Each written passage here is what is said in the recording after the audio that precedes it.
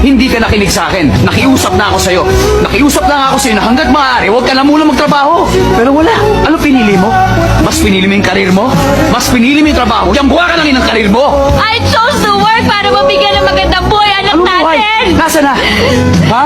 Asa na? Meron na nga sana dati. Nasa na? Wala. Anong buhay bibigay mo? Wala.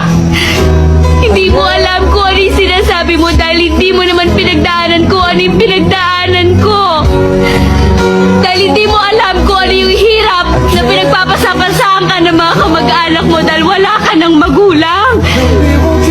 Kaya nga nung nalaman kong buntis ako at hindi pa tayo na hindi ko kayang tumigil sa pagtatrabaho. Masama ba yun?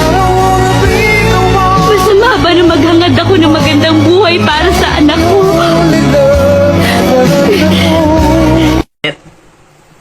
Hirap kumita ng pera.